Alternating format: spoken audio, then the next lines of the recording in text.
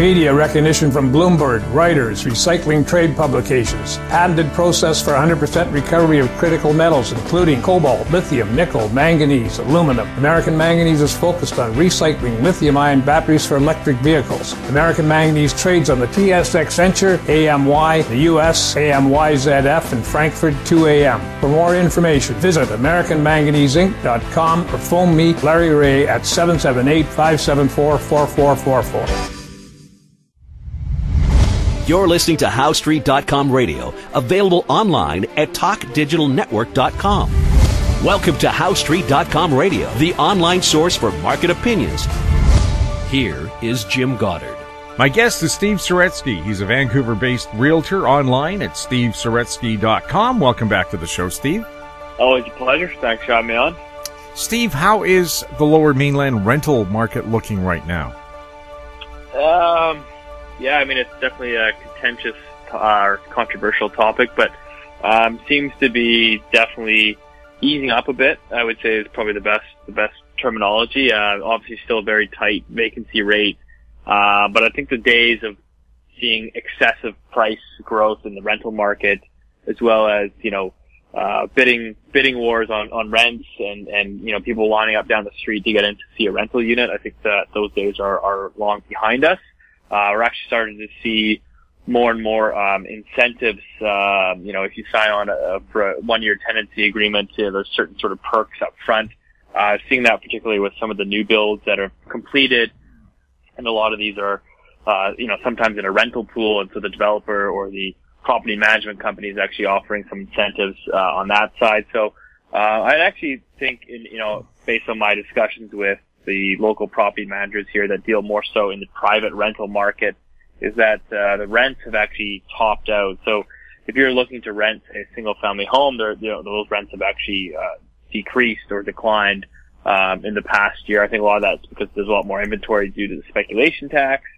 And I think in the secondary, if you're looking at if you're renting a 2-bedroom condo in downtown Vancouver, well, if you had it rented out, say last year, you'd push the rents up to a tenant that's, say, a 2-bedroom at $3,000 a month. Well, if that tenant leaves and you try to fill that vacancy, the chances are you're probably not getting $3,000 a month. You're probably getting, $2,900, $2,950, something in that sort of range. That's been my conversations with some of the very large property managers here. So, interesting sort of developments happening in that space. People who are renting out their condos, are they getting enough money back to cover their mortgage? Obviously it depends on how much they put down as a down payment, but certainly, Vancouver condos or Vancouver real estate in general has never been like a cash flow play. It's definitely been you put your money in it and you hope for appreciation. You could certainly argue that it's speculation or speculative by nature, but that's kind of the reality of the situation. I think that certainly at the peak of the market, people were more inclined to, stomach or carry a negative carry, on an investment condo. And I think that as the condo prices decline, I think people are less enthused about, losing money every month on their, on the investment. So, I think that'll be something to watch moving forward. And I think that's honestly pulled some of the demand out of the market, right? There's a reason why sales are as sluggish as they are, is because a lot of the sort of speculative or secondary purchases have really tapered off. Now, was it a good move on the government to put this speculation tax on empty homes? Has it increased rental availabilities? Yeah, so obviously it kind of really ultimately depends on your political leaning, which I'll try to stay away from. But if you're asking if it's worked, I would say if the goal was to force homes onto the market and ease the rental market and really ultimately, help lower home prices, I think that, in my opinion, it's worked, certainly to some extent. There's no question that in my day-to-day of going around, I have experienced people, you ask, hey, well, why is the seller selling this? And they say, oh, well, they don't want to deal with the speculation tax, So, you're starting to see some of that inventory come on, and same thing for the rental market. You're seeing homes that were previously empty, are now being obviously forced to go on the rental market. So I think that's provided more options to people out there. And obviously, you know, if house rents come down, so people say, oh, well, yeah, so what, big deal. People are putting their single-family house in the market. Nobody can afford to rent those anyways. Well, at the end of the day, it's like the market sets the rent prices. And if you have to rent out your house and you ask $5,000, but you can only get $4,000, well, that's what it is. And then I think it becomes a little bit more interesting to someone that's paying, say, $3,200 a month in rent for a 2-bedroom condo. All of a sudden, they're maybe contemplating, well, maybe I should make the jump to, you know, pay the extra $800 a month and rent a house for $4,000. So I think that then creates vice versa. It's basically a trickle down, so that frees up some of the condo inventory, et cetera. So we'll have more with Steve Saretsky right after this. I'm Douglas Mason, CEO of Naturally Splendid, symbol NSP on the TSX Venture Exchange. Naturally Splendid is a biotechnology and consumer products company focused on the global cannabis and health markets. Naturally Splendid is expanding distribution in this rapidly growing market with products currently in Canada, the USA, South Korea, Germany, and Australia. To view our comprehensive company presentation and for more information, please visit our website at naturallysplendid.com. Cypress Development Corp. is developing a world-class lithium resource in the heart of Clayton Valley, Nevada. The size of the resource makes the Clayton Valley project a premier asset with the potential to impact the future of lithium supply. Cypress Development Corp. trades on the TSX Venture Exchange, symbol CYP, the OTCQB, symbol CYDVF, and on Frankfurt, symbol C1Z1. For more information, please visit our website, cypressdevelopmentcorp.com. Welcome back. I'm speaking with Steve Saretsky. Steve, I still see lots of construction cranes dotting the skyline in Greater Vancouver. Is there a lot of rental units being built? Yeah, so I just did some data polls on that last week. Actually, a friend of mine there at North Cove Advisors, Ben Rabideau, posted a chart on Twitter showing the current rental stock that's actually under construction across Canada is at an all-time high. So basically, if you take, nationwide, we have a record number of rental units actually being built currently under construction. So I took a sort of a deep dive on the Vancouver numbers, and it's the same sort of thing.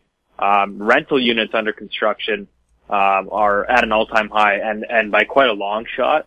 And same thing for rental housing that's actually under housing starts for rentals are also at an all-time high. So we're definitely building a lot of rentals. I mean, sure, I think that you could argue that given the low vacancy rate and the historically tight vacancy in Vancouver, you could certainly argue that, we could and maybe should be building more rental, but I certainly think that there's a lot of rental coming that has yet to be completed, just based looking at those numbers. And so that should also help, I think, renters in the long run here moving forward. Obviously, the goal is to try to, keep those numbers elevated, but we're starting to see anecdotally more developers that were thinking of doing, pre-sales and selling condos having to convert to rentals if they can, get the financing to do so, just because it's a little bit less risky.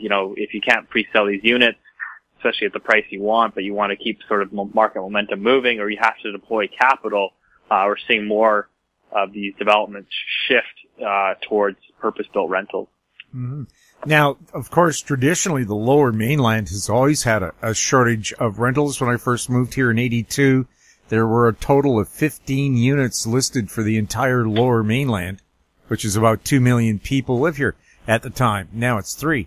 So has it been actually that bad, and even if it eases up, are there still availabilities? Can people find a place to rent? Well, yeah, I mean, I certainly think that today, there's no question that the vacancy rate is still low, and there's no question that we're still, I would argue, in a fairly tight rental market, but there's no question that the conditions have eased, and I think for people that are looking to find rentals, at least from my discussions, are having a much easier time. I mean, you might not like the rent prices, but at the end of the day, yeah, if you want to drive down the rent prices, it's likely going to come from excess supply or weakness in the economy that maybe spurs a recession and there's layoffs, and obviously that puts pressures on rents because those rents are fundamentally tied to the labor market. Yeah, but that's kind of what I'm seeing. I think that, you could certainly argue we should and continue to build more rentals, but I think, it's been such a good run in Vancouver for the resale market that developers have been really incentivized to actually build condos to sell, and not to build rentals, because fundamentally it's actually made more sense for them to build and sell condos than it has to actually build rentals. Now, of course, rents quite often are similar to what you'd be paying in a mortgage. Is the difference is people who rent just simply don't have the down payment to get into the real estate market? I think I would probably disagree in Vancouver's case there. I think Vancouver actually has one of the highest rent to price ratios in North America, in terms of that you definitely pay a premium to own here, which is kind of backwards in most other cities. Well, at least in a lot, but I think these larger metros, generally speaking, there's a premium to own, and in Vancouver there's definitely a premium to own, but also I think the most challenging part is obviously saving up for that down payment, right? And I think that's really challenging for most people to do, and that's why we're seeing, more and more renters here, and, especially for the younger generation, the millennials that maybe don't have the equity already built up into the market. It's really tough to save sort of that down payment, especially when you're talking, an entry-level condo is going to cost you $500,000. And does the bank of mom and dad play a role in this as well?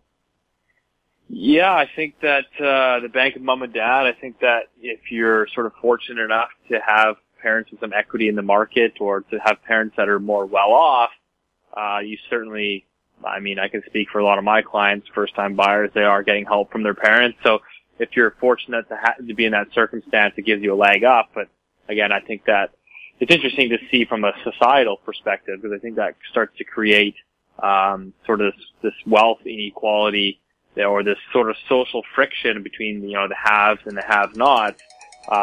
People that in the last 10, 15 years, just to see the massive wealth creation and the growing income or wealth inequality, I think, has continued to widen. We'll have more with Steve Saretsky right after this. Avon Resources Limited is a gold exploration company with significant projects in British Columbia and the Yukon, trading on the TSX Venture Exchange, symbol ABN, and the OTCQB, symbol ABNAF. Surrounded by world-class gold deposits and mines, Avon's 23,000 hectares Forest Kerr Gold Project is located in the heart of the Golden Triangle in northwestern BC. For more information, visit us at avonresources.com. Don't miss out. Stay informed. Receive the HowStreet.com weekly recap with thought-provoking podcasts, radio, and articles delivered to your inbox. Sign up for the HowStreet.com weekly recap on our homepage at HowStreet.com. Welcome back. I'm speaking with Steve Saretsky. Steve, are we getting any inquiries from Hong Kong with all the civil unrest there about buying property here? Yeah, I think that it's a pretty popular question. Have a lot of clients asking that, and the truth is, whether you talk to myself or you talk to other people in the industry, guys in West Van, I think that probably might be the first to see that. Just not seeing it. It's I think right now, and I was probably I think one of the first guys to come out and say this is this is something that we have to watch for. Obviously, the turmoil in Hong Kong and the amount of Canadian citizens there, et cetera, but as of right now, it really is just speculation, sort of a what if, and we're not really seeing any money moving from Hong Kong, at least nothing that is significant whatsoever to actually move the market.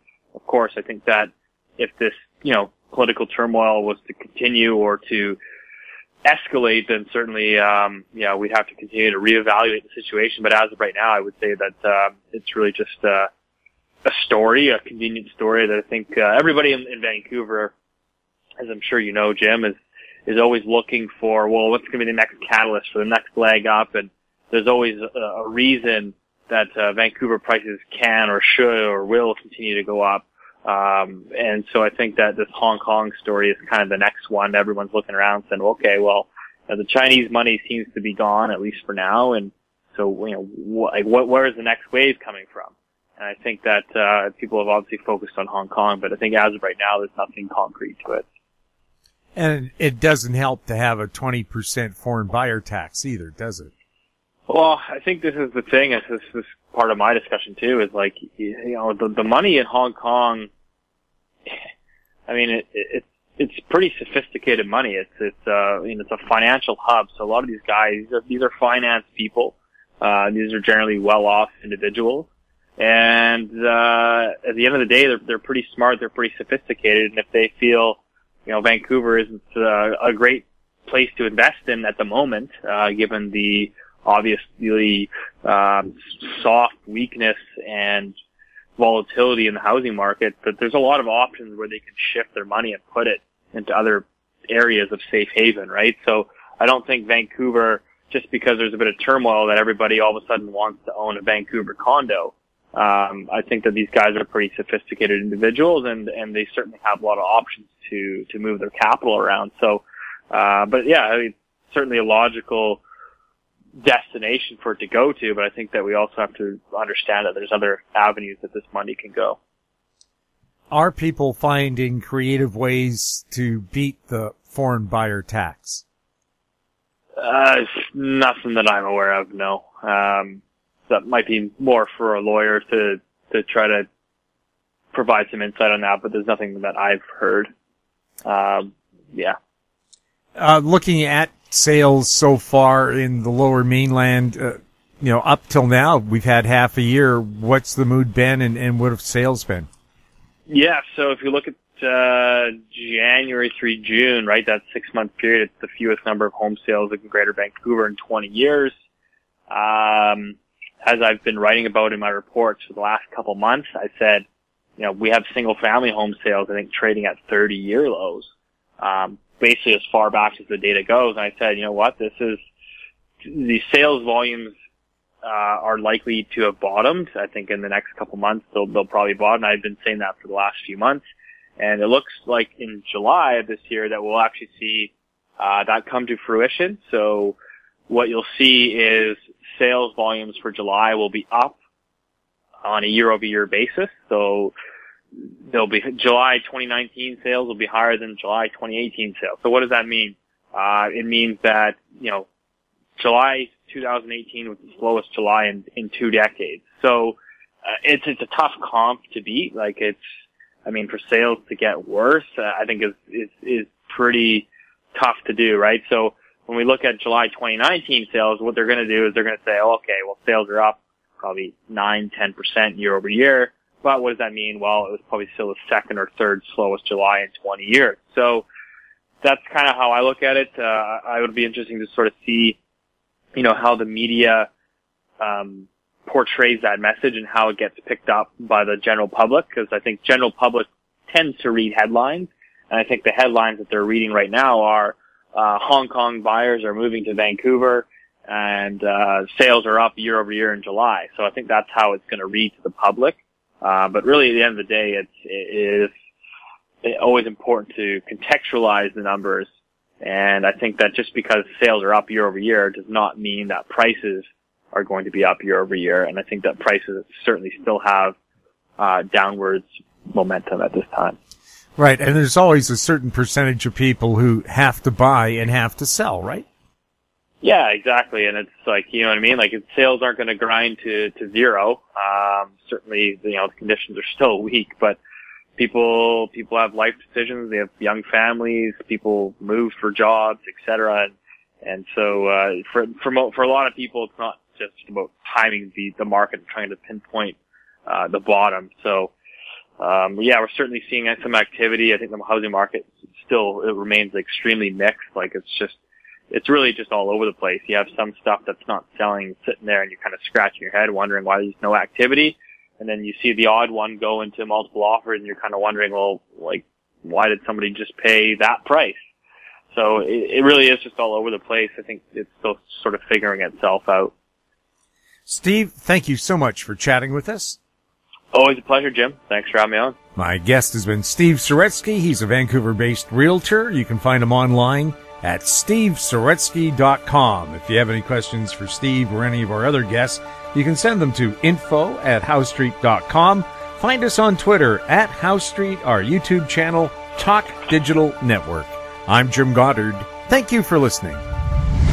Comments made on HowStreet.com radio are an expression of opinion only and should not be construed in any matter whatsoever as recommendations to buy or sell any financial instrument at any time.